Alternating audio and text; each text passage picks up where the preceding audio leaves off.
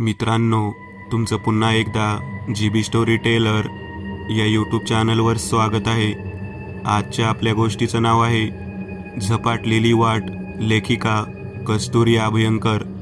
पण गोष्ट सुरू करण्याआधी जर कोणी या चॅनलवर पहिल्यांदाच आलेले असाल तर त्यांनी ह्या चॅनलला सबस्क्राईब करायला विसरू नका. चला तर मग अजिबात वेळ न घालवता गोष्टीला सुरुवात करूया.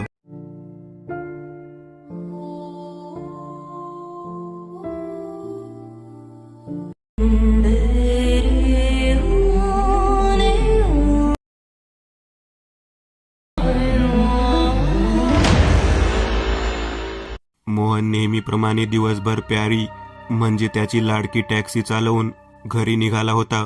वडिलांच्या मृत्यूनंतर मोहनने घरची सगळी जबाबदारी लहान वयातच सांभाळली.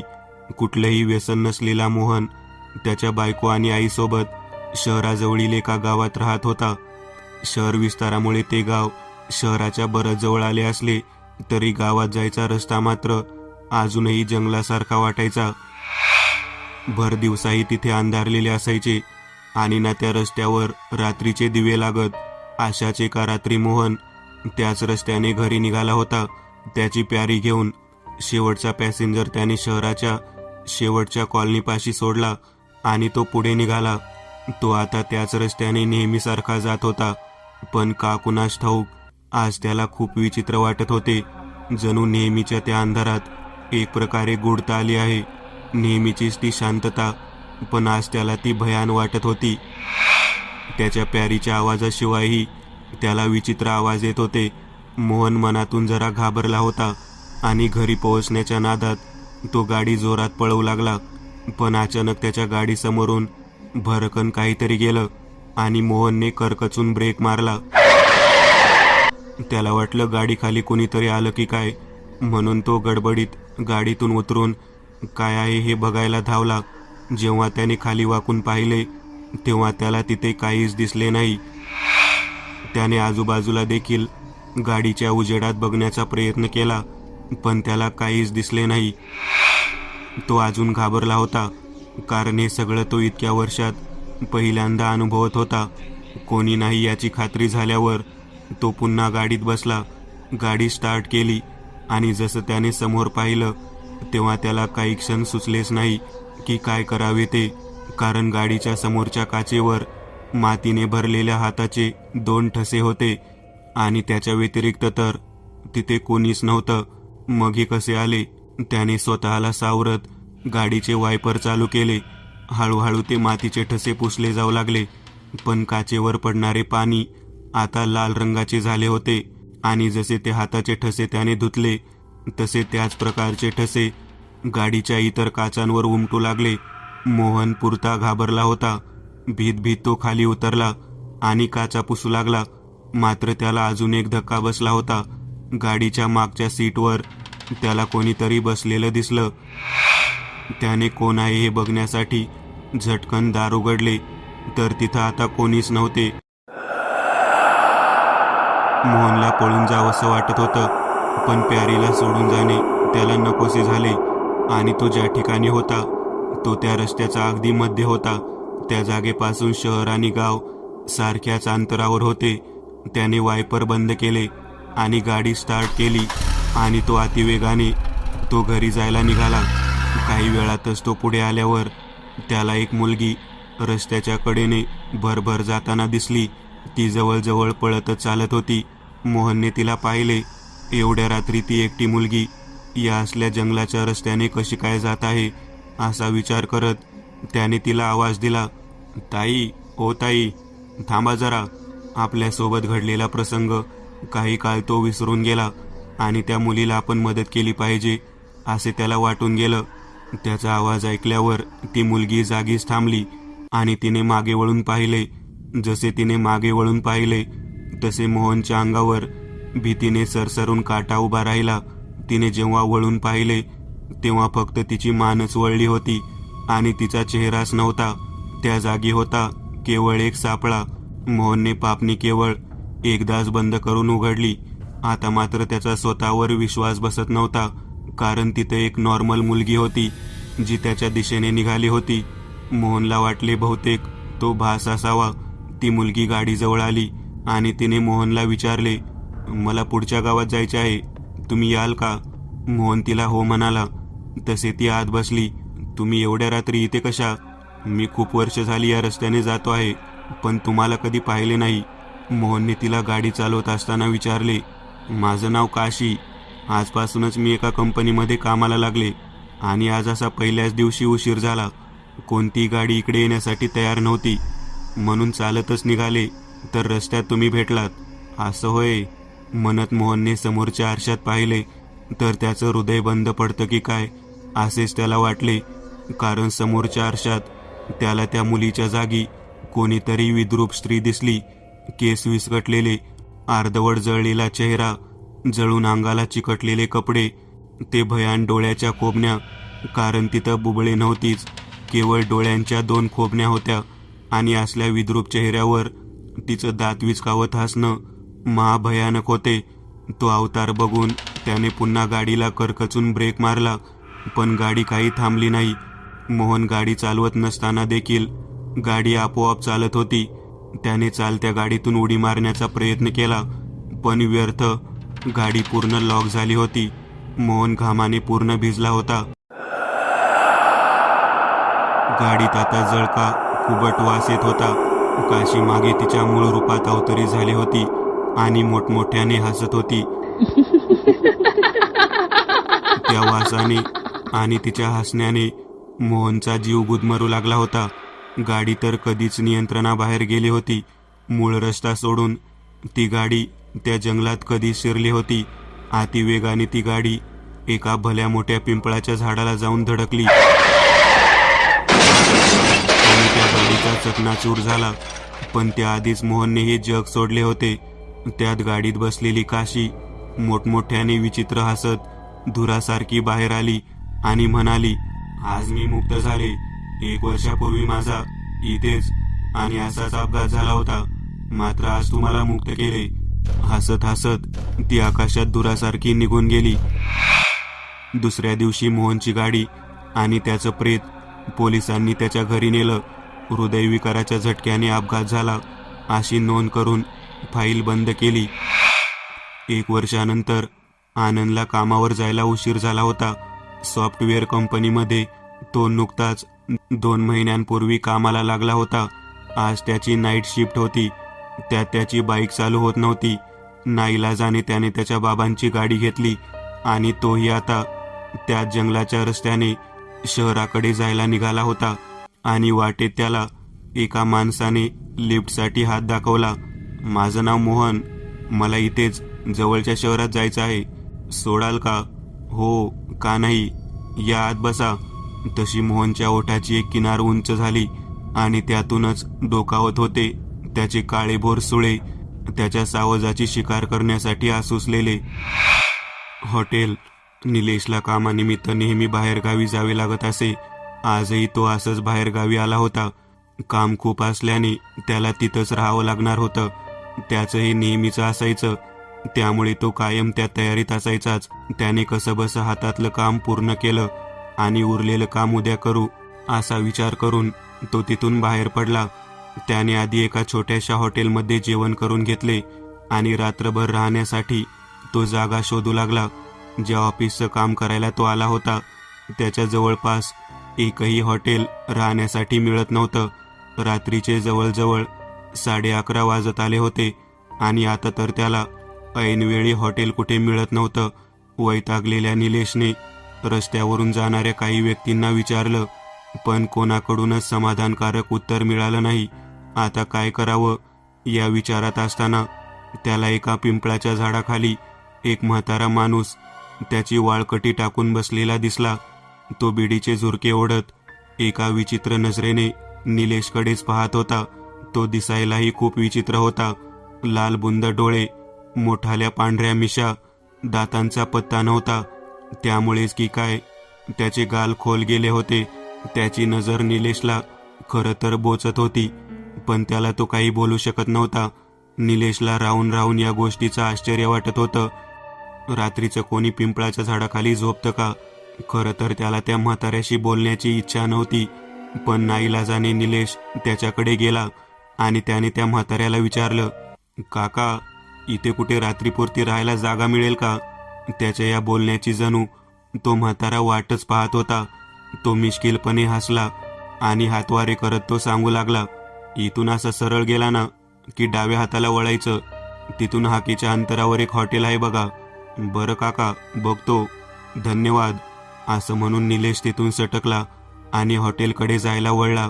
तो म्हातारा मात्र निलेशच्या पाठमोऱ्या आकृतीकडे पाहत विक्षिप्तपणे हसत होता. निलेश आता त्या हॉटेलच्या समोर उभा होता. हॉटेल खूप जुनं वाटत होतं. हॉटेलच्या मुख्य दरवाजाच्या वर हॉटेल सरगम हे नाव लिहिलं होतं. शहराच्या जवळ असलं तरी हॉटेल खूप एकाकी वाटत होतं. 2 मजले असलेल्या त्या हॉटेलमध्ये लावलेल्या पिवळसर प्रकाशाच्या बल्बमुळे हॉटेलची गूढता अजूनच वाढत होती.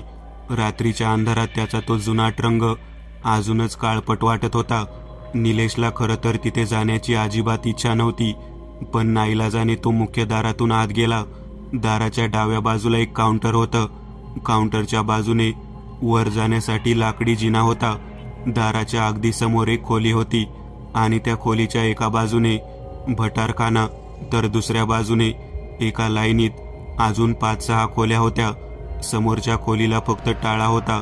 बाकी सर्व खोल्या बहुतेक आतूनच बंद असाव्यात, पण एक मात्र होतं. सगळी दारं जुन्या पद्धतीची होती.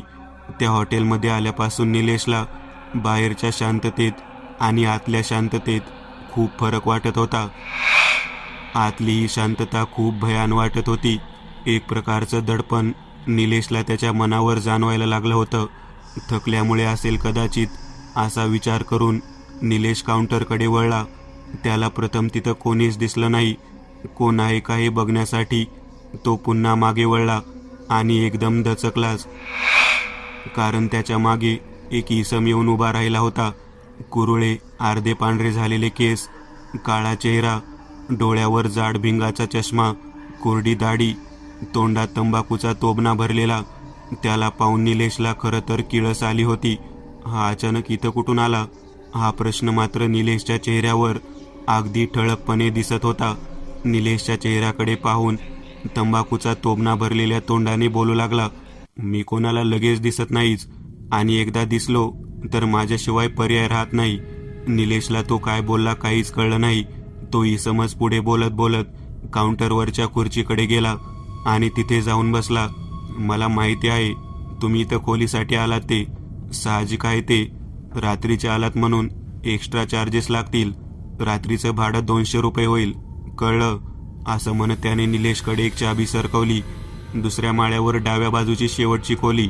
निलेशला खूप आश्चर्य वाटत होतं की आपण जो विचार करत आहोत ते या माणसाला कसं काय समजत आहे.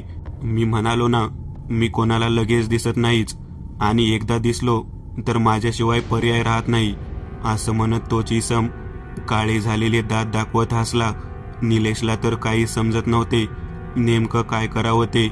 चावी घेऊन वर जावं की आल्या पावली मागे फिरावं, पण त्याने स्वतःला समजावलं, जाऊ दे, आजची रात्र तर काढायची आहे, असं म्हणत तो रूमकडे जाण्यासाठी वळला. त्याच्या मागे तो इसम मात्र प्रचंड खुश झाला होता. निलेशने जसं त्या लाकडी जिन्यावर पाय ठेवला तसा तो जिना करकर वाजला. जणू काही निलेशने त्याच्यावर पाय दिलेलं त्या लाकडी जिन्याला आवडलं नाही. शेवटच्या पायरीपर्यंत तो जिना कर करत होता. कसा बसा तो जिना संपवून निलेश वर आला आणि समोर पॅसेजकडे पाहिलं तर तिथे आपल्याशिवाय कोणीच नाही असंच त्याला वाटत होतं. जणू पूर्ण हॉटेलमध्ये फक्त तो एकटाच आहे असंच त्याला वाटत होतं. इतकी नीरव शांतता होती तिथं. पॅसेजच्या दोन्ही बाजूने समोरासमोर अशा जवळपास 10 खोल्या होत्या, जुन्या पद्धतीची दारं असलेल्या. जसा निलेश पहिल्या 2 खोल्यांच्या मधल्या पॅसेजमधून गेला तेव्हा त्याला असा भास झाला की कोणीतरी अगदी त्याच्या जवळ येऊन त्याच्या मागे येऊन थांबला आहे. पटकन त्याने वळून पाहिले देखील, पण कोणीच नव्हते. तो तसाच पुढे जाऊ लागला. आता दुसऱ्या 2 खोल्यांच्या दारासमोर येताच त्याच्या समोरून कोणीतरी धावत इकडून तिकडे गेला आहे. त्याने त्या दिशेने मान फिरवली, पण कुठेच कुठलीही हालचाल नव्हती. तिसऱ्या खोल्यांच्या दारासमोरही तसंच झालं, चौथ्याही तसंच, पाचव्या खोल्यांसमोरही तसंच. भीतीने त्याच्या मनावर ताबा घ्यायला सुरुवात केली होती. त्याला तर आता असं वाटत होतं की त्याच्या मागे भला मोठा गोतावळाच उभा आहे आणि जसजसा तो पुढे सरकत आहे तसतसा तो गोतावळा देखील त्याच्या मागे मागे सरकत आहे. 6व्या खोल्यांसमोरून जाण्याची त्याला हिंमत होत नव्हती, कारण इथे आता काय अनुभवावं लागेल याचीच त्याला भीती वाटत होती. त्याने मनाशी निश्चय केला आणि तो पळत सुटला. मागे न पाहता अनेक चित्रविचित्र आवाज त्याच्या कानावर आदळत होते.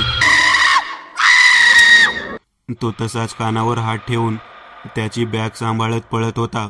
तो थांबला ते थेट त्याच्या खोलीसमोर. भीतीने त्याचा मेंदू देखील बधीर झाला होता. दुसऱ्या मजल्यावरची ती शेवटची खोली. कसंबसं थरथरत त्याने कुलूप काढलं आणि त्याने त्या खोलीचं दार उघडलं. दार उघडताच हवेचा एक थंडगार झोत त्याच्या आरपार गेला. घामाने डबडबलेला निलेश त्या गारव्याने अक्षरशः थरारला. एकदा त्याने भीत मागे वळून पाहिले. मागे कोणीही नसलं तरी निलेशला असं वाटत होतं की कोणीतरी आहे, अगदी त्याच्या जवळ कोणीतरी आहे. हॉटेलमध्ये प्रवेश केल्यापासून त्याला जे दडपण जाणवत होतं ते आता जास्त जाणवू लागलं होतं. पण फक्त रात्रच तर काढायची आहे असा विचार करत तो त्या खोलीत शिरला. त्याने जेव्हा दार उघडलं तेव्हा खोली पूर्ण अंधारात होती. खिडकीतून काय तेवढा चंद्राचा आणि स्ट्रीट लाईटचा संमिश्र पिवळसर प्रकाश येत होता. कसंबसं बटन शोधून त्याने खोलीतला एकमेव पिवळा बल्ब लावला. मोबाईलच्या बॅटरीने कधीच रामराम केला होता. खोलीतला तो पिवळा प्रकाश त्या बाहेरून येणाऱ्या प्रकाशाशी स्पर्धा करत होता जणू. एक सुस्कारा सोडून त्याने खोलीत नजर फिरवली. खोलीत मोजकं सामान होतं. एक लाकडी टेबल आणि खुर्ची. कोपऱ्यात लाकडी स्टूल होता ज्यावर टेबल फॅन ठेवलेला होता. एक छोटं लोखंडी कपाट आणि एक जुन्या पद्धतीचा लाकडी पण सिंगल दिवाण जो खिडकीच्या अगदी जवळ ठेवला होता. त्याच्याच बाजूला बाथरूम होतं. निलेशने रात्रीचे कपडे घातले आणि त्याची बॅग कपाटात ठेवली. खोलीतला दिवा त्याने तसा चालू ठेवला आणि दार लावून तो दिवाणावर आडवा झाला. तसंही त्याला पंख्याची फारशी गरज नसायची आणि सध्या थंडीचे दिवस होते. आता तर त्याला तो पंखा नकोसाच झाला होता. दिवसभराच्या दगदगीने आणि मनावरच्या दडपणामुळे त्याला लगेच झोप लागली. रात्री त्याची झोप कसल्या तरी आवाजाने जरा चळवळली. त्याचा चेहरा खिडकीच्या बाजूने होता. त्याने आपले डोळे किलकिले करून मनगटावरचं घड्याळ पाहिले. रात्रीचा 1 वाजला होता. ते पाहून तशीच त्याने आपली कूस बदलली. तेव्हा त्याच्या चेहऱ्याच्या अगदी काही सेंटीमीटर अंतरावर एक हिडीस चेहरा त्याच्या अर्धबंद डोळ्यांना दिसला. ते पाहून त्याने खाडकन डोळे उघडले आणि तो उठून बसला. त्याने खोलीभर नजर फिरवली पण खोलीत त्याच्याशिवाय कोणीच नव्हतं. बाहेर दूरवर कुठेतरी भटकी कुत्री ओरडत होती. तेवढा काय तो आवाज. त्याच्या ओरडण्याच्या आवाजाशिवाय तिथं दुसरा कुठलाच आवाज नव्हता. आपल्यालाच भास झाला असेल असं म्हणून निलेश पुन्हा झोपी गेला. काही क्षणच गेले असतील. पुन्हा त्याला फुसफुसण्याचा आवाज आला. त्याने डोळे पूर्ण उघडले. पुन्हा रूमवर नजर फिरवली पण तिथे कोणीच नव्हतं. पण आवाज अजूनही येत होता. त्याने खिडकी बाहेर डोकावून पाहिले. रस्त्यावर तर कोणीच नव्हतं. तो अजूनही बाहेर पाहत होता. त्याची नजर फक्त आता समोर होती आणि त्याला त्या वेळेला काहीतरी त्याच्या दिशेने प्रचंड वेगाने येत असल्याचे दिसले. जसजसं ते जवळ येत होते तसतसं निलेशचे डोळे भीतीने मोठे होत होते, कारण त्याच्या समोरून एक काळी आकृती येत होती जिला ना कुठला आकार होता नाही कुठला उकार. फक्त एक निमुळता चेहरा होता, एखाद्या जंगली जनावरासारखा, आणि त्यावर पांढरेपट डोळे उठून दिसत होते. जसजसं ते ध्यान जवळ येत होतं तसतसा त्याचा आकार वाढत जात होता. निलेशच्या पापण्याही आता हलत नव्हत्या. तो भीतीने जणू मूर्तीच बनला होता. ती काळी सावली काही सेकंदात निलेशला येऊन धडकली आणि तो दिवाणावरून खाली पडला आणि त्याची झोप मोड झाली. तो भीतीने थरथरत उठला. आपण जे आता पाहिलं ते सत्य होतं की स्वप्न, या विचारातच त्याने आधी स्वतःला तपासून पाहिलं. तो आता त्या बोचऱ्या गारठ्यातही पूर्णपणे घामाने भिजला होता. तो पुन्हा पुन्हा खिडकीतून डोकावून पाहत होता, पण सगळीकडे मिट्ट काळोख आणि दूरदूरपर्यंत फक्त आणि फक्त एक प्रकारची गूढ शांतता होती. त्याने घड्याळ पाहिले. रात्रीचे आता 2 वाजले होते. निलेशने हॉटेलच्या माणसाला भेटायचा निर्णय घेतला. इतकी वर्ष तो बऱ्याचदा एकटा राहिला होता, पण हा अनुभव त्याच्यासाठी नवीनच होता. भेदरलेल्या अवस्थेत तो काउंटरकडे जाण्यासाठी वळला, मात्र निलेश रूमच्या बाहेर येताच त्याला अजून एक धक्का बसला. तो ज्या मजल्यावर होता त्या मजल्यावरच्या प्रत्येक खोलीच्या बाहेर कोणी ना कोणी उभे होते. कुठे एखादं नवीन जोडपं, कुठे कॉलेज तरुणी, कुठे कळकट कपडे घातलेला भिकारी, तर कुठे आपल्या मुलांना हाताशी धरून उभे असलेले नवरा बायको. असे अनेक प्रकारचे लोक तिथे उभे होते. त्यांची कुठलीच हालचाल होत नव्हती. फक्त त्यांच्या थंड नजरा निलेशवर खिळलेल्या होत्या. निलेश जिथे जात होता तिथे त्या नजरा वळत होत्या. निलेश चोरट्या नजरेने त्यांच्याकडे पाहत खाली मान घालून तसाच पुढे पुढे जात होता. त्याच्या मनावरचं दडपण आता खूप वाढलं होतं. कधी एकदाचं खाली उतरून जाऊ असं त्याला झालं होतं. एकदाचा जिना आला आणि तो धाडधाड पायऱ्या उतरून खाली आला. त्याने एकदा वर डोकावून पाहिले, पण त्याच्या मागे कुठलीच हालचाल नव्हती. त्याने एकदा दीर्घ श्वास घेतला आणि पुढे जाण्यासाठी त्याने पाऊल उचललं आणि तो थबकला, कारण निलेश पुन्हा त्याच्याच खोलीच्या समोर होता आणि पुन्हा समोर तीच लोक उभी होती आणि अगदी त्याच थंड नजरेने त्याच्याकडे टक लावून पाहत होती. निलेश पूर्णपणे घाबरला. स्वतःला वाचवण्यासाठी त्याने धावायला सुरुवात केली, पण तो जागच्या जागी धावत होता. पुढे जाताच येत नव्हते त्याला. तोच त्याच्या खोलीच्या उघड्या दारातून एक कापरा चिरका आवाज आला, अगदी त्याच्या कानाशीच कोणीतरी बोलत असल्यासारखा. ही खोली आता तुला सोडता येणार नाही. निलेशने उजव्या बाजूला असलेल्या त्याच्या खोलीच्या दाराकडे थरथरत पाहिलं. मगाशी जी काळी सावली त्याने खिडकीतून येताना पाहिली होती, त्या सावलीने त्याच्यावर झडप घातली. किंचाळण्याचा या अवधी त्या सावलीने त्याला दिला नव्हता. विनय आणि मंदार रस्त्याने मॉर्निंग वॉकसाठी चालले होते. तोच विनयला एका वटलेल्या झाडाखाली काहीतरी पडलेलं दिसलं. उत्सुकतेपोटी तो जवळ गेला. त्याला एक मोबाईल आणि एक बॅग दिसली. ते उचलण्यासाठी विनय खाली वाकला. तोच मंदारने त्याला अडवले. विनय, नको घेऊ ते. का, काय झालं? अरे, हे मी माझ्यासाठी नाही घेत आहे. आपण हे पोलिसांकडे देऊ. ज्याचा असेल त्याला मिळून तरी जाईल. नको विनय. अरे, काल अमावस्या होती आणि इथले जुने जाणकार लोक म्हणतात इथे दर अमावस्याला एक हॉटेल रात्रीच्या वेळी नजरेस पडतं आणि त्या हॉटेलमध्ये गेलेला माणूस पुन्हा कधीच परत येत नाही. असं म्हणतात की कोणत्या तरी हॉटेलमधल्या उतारामुळे ते हॉटेल उद्ध्वस्त झालं, म्हणून तिथला मालक आता वाटसरूंना आपलं सावज बनवतो. कालही अमावस्या होती. असंच कोणीतरी वाटसरू त्या हॉटेलच्या जाळ्यात अडकला असेल परत न येण्यासाठी. त्याचं सामान असेल हे. नको हात लावू. असं म्हणत मंदारने विनयचा हात धरला आणि ते दोघे पुढे चालू लागले. एकदा फक्त विनयने मागे वळून पाहिले, जेव्हा सूर्याची किरणं थेट त्या बॅगेला जसजशी स्पर्श करत होती तसतशी ती बॅग त्याच्या डोळ्यांदेखत हवेत विरून जात होती. 1 महिन्यांनी आजयची गाडी रस्त्याच्या मध्येच बंद पडली होती. रात्रीचे आता 12 वाजत आले होते. रात्रीची वेळ आणि अनोळखी जागा. त्याने बोनेट उघडून बघितलं. स्वतःला काही करता येत आहे का ते, पण त्याला काहीच समजलं नाही. आता काय करावं या विचारात असताना त्याला त्याच्या समोर एक हॉटेल दिसलं. हॉटेल सरगम. गाडीचे बोनेट बंद करून तो हॉटेलकडे वळला, पण त्याच्या गाडीजवळ एक म्हातारा उभा असल्याचं त्याच्या लक्षात आलं नाही. लालबुंद डोळ्यांचा, मोठ्या पांढऱ्या मिशा असणारा, थपड गाल असलेला म्हातारा तिथे उभा राहून पाठमोऱ्या अजयकडे पाहत विक्षिप्तपणे हसत होता. त्या हॉटेलकडे पाहून अजय मनातल्या मनात म्हणाला, किती जुने वाटत आहे हे हॉटेल. असो, फक्त रात्रच तर काढायची आहे. जाऊ दे. असं स्वतःशीच म्हणत अजय हॉटेलच्या आत शिरला आणि त्याला खोली मिळाली. दुसऱ्या मजल्यावरची डाव्या बाजूची शेवटची खोली. तीच खोली जिथे आता इतरांप्रमाणे निलेशही नवीन सावजाची वाट पाहत होता, अगदी तशीच थंड नजर घेऊन. मी एक नवीन चॅनल ओपन करत आहे, त्यावर तुम्हाला ॲनिमेटेड हॉरर स्टोरीज पाहायला मिळतील.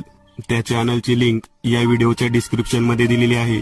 चॅनलला सबस्क्राईब करायला विसरू नका. मित्रांनो, आज पुरतं एवढंच. तुम्हाला जर काही गोष्ट आवडली असेल तर नक्की लाईक करा. तुमच्यापैकी बरेचसे जण व्हिडिओ लाईक न करताच पळून जातात, पण हा जर व्हिडिओ तुम्ही लाईक केला तर मला जरा बरं वाटेल आणि असेच भारी भारी व्हिडिओ बनवायची माझ्यात एनर्जी येईल. त्यामुळे नक्की लाईक करा आणि अजूनही कोणी या चॅनलला सबस्क्राईब केलेलं नसाल तर लगेच सबस्क्राईब करून टाका आणि बाजूची घंटी ती मात्र दाबायला विसरू नका. देवाची घंटी आहे ती. चला तर मग पुन्हा भेटूया अशीच एक आगळी वेगळी गोष्ट घेऊन पुढच्या भागात.